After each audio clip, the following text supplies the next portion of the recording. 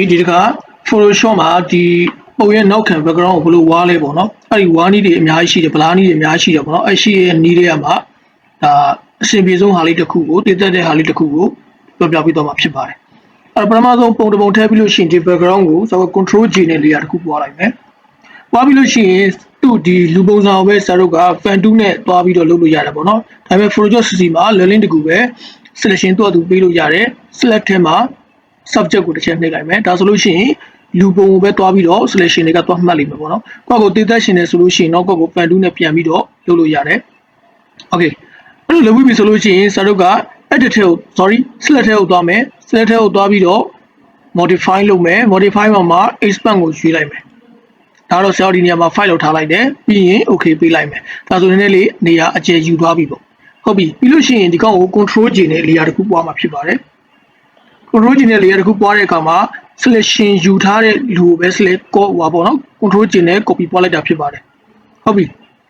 ဒီလိုယူလိုက်တဲ့အခါမှာခုနဝင်တဲ့ selection ကပျောက်သွားပြီအဲ့တော့ဘာလို့ပေးရမလဲဆိုလို့ရှိရင်ဒီအပေါ်က layer 2ပေါ့နော်ဒီမှာမြင်နေတဲ့ layer 2ကို keyboard ကနေ control ပြီးတော့တစ်ချက်ထောက်လိုက်เนาะဒါဆိုလို့ရှိရင်ဒီမှာ selection ပြောင်းဝင်သွားပြီဟုတ်ပြီเนาะ okay ပြီးလို့ရှိရင်အပေါ်ကကောင်လေးကိုမျက်လုံးမှိတ်လိုက်မယ်အောက်က layer ကိုထပ်သွားမယ်အောက်က layer เนาะ layer 1ကိုသွားမယ်သွားပြီးလို့ရှိရင် edit ထဲမှာ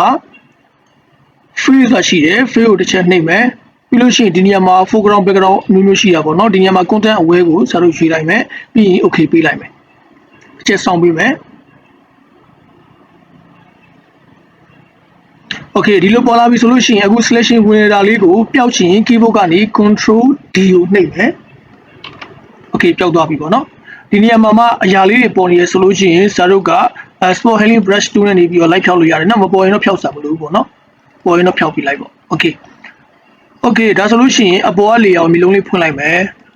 เนาะဒါလူပုံစံတက် background ကတက်ဖြစ်သွားပြီ okay စာရုပ်က background ကိုဘလားမှာဖြစ်တဲ့အတွက် background layer ကဒီမှာ layer 1ပေါ့နော်အဲ့တော့ layer 1ကို selection ရွေးထားမယ်ပြီးလို့ရှိရင် filter တွေကိုသွားမယ် blur gallery တွေမှာဒီတတိယမြောက် tip shift ကိုချက်ရွေးလိုက်မယ် okay ရွေးပြီဆိုလို့ရှိရင်ဒီလိုအပိုင်းလေးပေါ်လာပြီဆိုရင်အလဲစနာတက်ရနေပြီးတော့အောက်ကိုဆွဲချလိုက်မယ်ဒါဝါးရဲ့နီးထဲမှာတနည်းပေါ့နော်ဒါဆရာအများဆုံးလေးလုပ်ပေးတာ okay ဒါဆိုလို့ရှိရင်ဝါးသွားပြီအဲ့တော့ဒီဝါးတော့မှမကြိုက်ဘူးထပ်ဝါးခြင်းနေဆိုလို့ရှိရင်ဒီ blur ပါဒီဘက်မှာ blur ရှိတယ်တင်ပေးလိုက်မယ်เนาะ short ပေးလိုက်မယ်ဆရာတို့လုပ်ချင်တယ်လို့လုပ်လို့ရတယ်ဟုတ်ပြီเนาะပြီးဒီနေရာမှာလည်းအလင်းအမောင်ပြန်ကစားလို့ရတယ်เนาะကိုစိတ်လန့်ကြပြီဆိုလို့ရှိရင် okay ပေးလိုက်မယ်